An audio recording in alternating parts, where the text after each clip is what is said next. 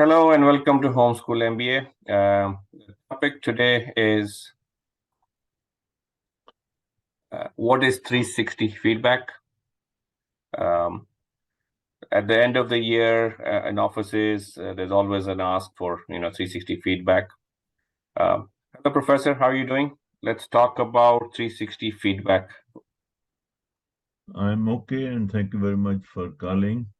You have picked up a very important topic, which is a very essential, managerial tool to get the feedback from different users, resources, and clients, and even superiors and subordinates to make sure that everybody's requirements and everybody's demands are being either fulfilled or not, and if there are any problems, how to get over them and how to go forward. So the management gurus have developed this tool, and it's called an all-round feedback from different angles. Uh, when the feedback is from top to bottom, and this is actually referred as feed forward. And it is given like, the directives are given, policies are given, and then, instructions are issued, and circulars are given, and memos are sent, and, there's that. Basically, that is a feed forward from the top management to achieve their objectives. Then there is another term used as bottoms up feedback. Now, that is called, feedback from the subordinates or from the customers and clients. And from subordinates, actually, it is proposals, complaints, requests, and suggestions regarding certain, project or certain problem in the company. Basically, it is from middle management and lower management to top management to keep the executive management, abreast of the situation so that the entire company is on the same page. It is called 360 because it includes, all sides, that is interaction with clients, customers, and the ecosystem relevant to the company strategy policy. All those ecosystems, all those resources and sources which are required to achieve your company's objectives.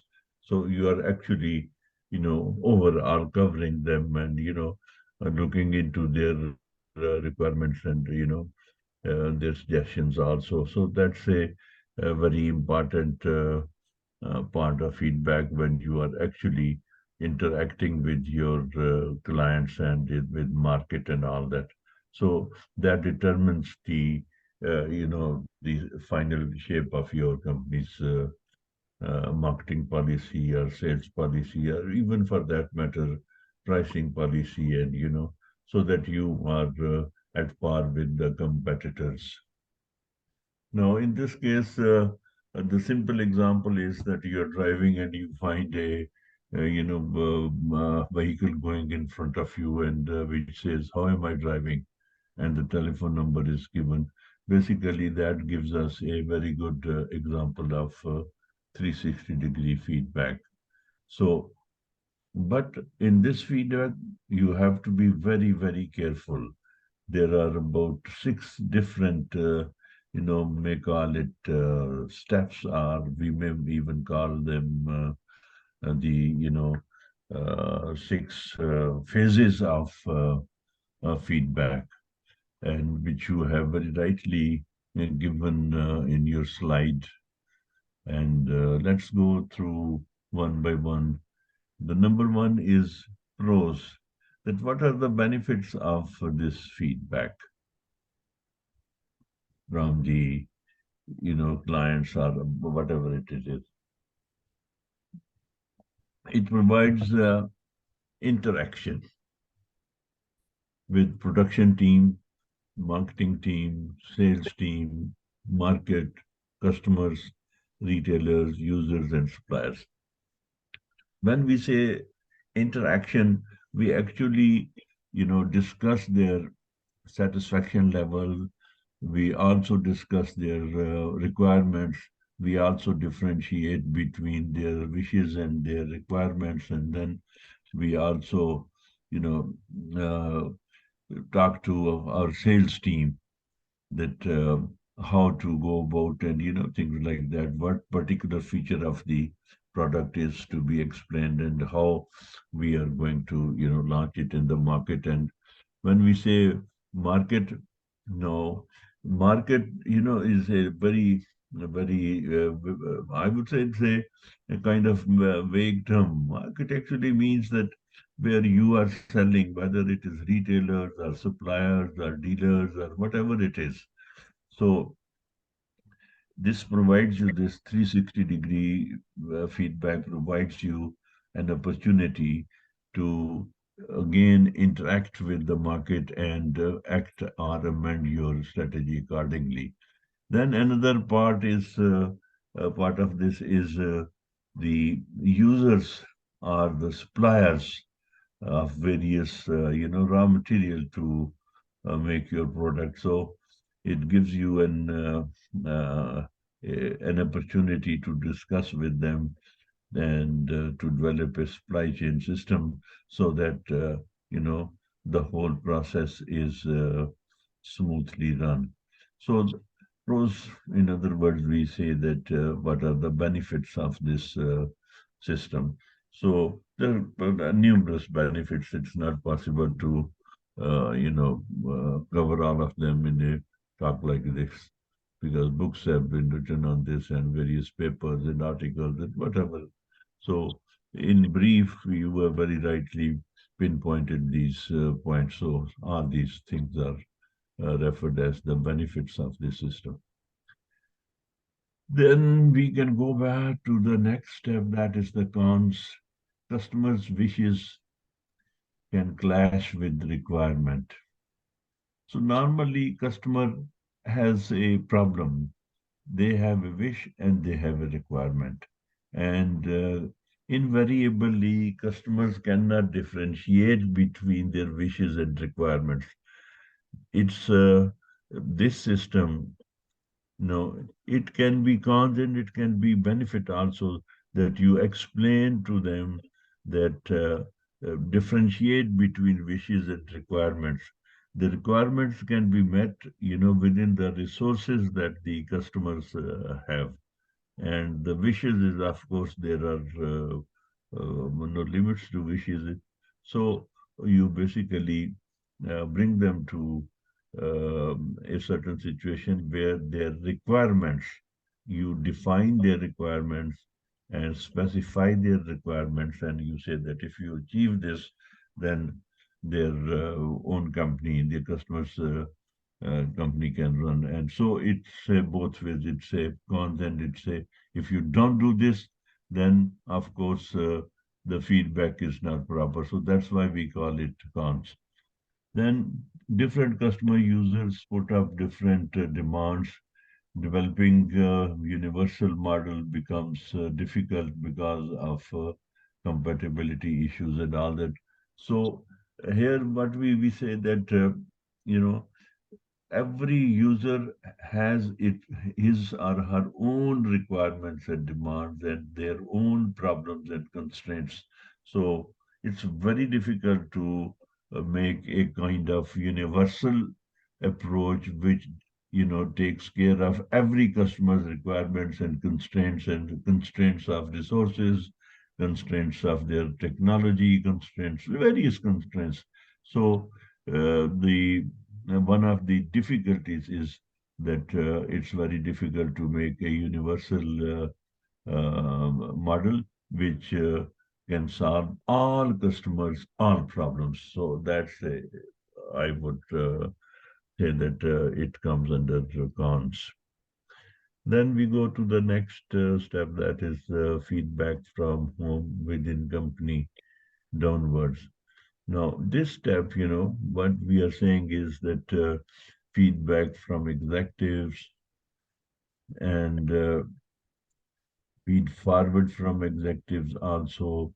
And what you have very rightly said, executives, directives, and policies, instructions for execution of policies and review, evaluation, and requirement. These are all part of feedback from whom within the company downwards or upwards. So that is a basically a dialogue, I would say, or even written, communication between the lower management and the middle management and the top management, and even for that matter, it leads to evaluation and review of what you are doing and whether it's likely to, excuse me, to achieve your objectives or not. So these reviews and evaluations again have different methods to do. Different companies review and evaluate from different angles. So this is what the step number 3 speaks of, that feedback from whom within company downwards or upwards, and then feedback upwards within company. So that is proposals, suggestions, requests, subordinates, updating top management and mentors, reports and proposals and customers' requirements, market requirement and problems and benefits. What we mean is that in step number 3, basically it was the feedback from, I would say company to downwards, which we explained above that it is through directives, instructions, circulars, and, orders and all that. Now here it is a feedback upwards.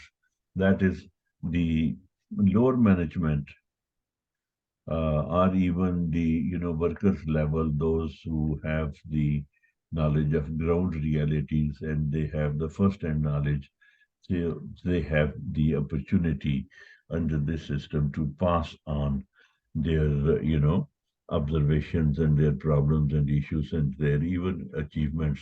So, and this is done through putting up various proposals, feasibility studies, and suggestions, and even requests for various kinds of you know various types of requests, like if they need any further human resource, they request the company that to achieve the objective they need to some technical people or sales people or things like that. And then this also provides an opportunity to subordinates to you know give their proposal and give their opinion on various parts of the project or whatever the assignment or whatever the project is going on. So it could be face to face and it could be in writing and it could be in terms of proposal, feasibility studies and things like that. So that's a very important I think the most important factor in this 360 degree is this the step number 4, because the subordinate management is who are going to practically two things are they are going to practically be involved in execution of the company's policies. So you give them a fair, good chance and opportunity to interact with them, with the top management, and discuss their proposals and discuss their problems and issues, and then the top management solves them. Next, then is feedback for performing employees. What is working, how you worked with them, and what was accomplished and what needs to change for. Now, this again is a feedback of those, uh, those employees within the, excuse me, lower management who are actually performing the functions. You see, that they are the one who are on the front, and they are practically executing the company's policies, instructions, and directives, and they are practically interacting with with the customers or the market or the clients, or for that matter, with their peers and superiors. So that also gives a but gives a big chance to those employees who are performing employees, those whose efforts can lead towards the achievement of the company's objectives. So this also is one of the very important factor of this 360-degree feedback. And then last but not the least, feedback for employee who can improve. That is, we may refer as constructive feedback. Now, these are basically what management ignores. Either they generalize the exceptions, or they don't even care about the exceptions. So exceptions, if they are generalized, they will become counterproductive. And if they are ignored, then again, it's not good for the company. So what it is means is that feedback from employees who can improve, that means that they give constructive proposals, written proposals and verbal proposals, and they, overall evaluate the project, its speed, its execution, its quality, and things like that. I think that's generally what we mean by 360-degree feedback. And if you have any questions, we can answer them. Thank you, Professor. This was interesting. Thank you, everybody. Please like and subscribe our channel. Thank you very much.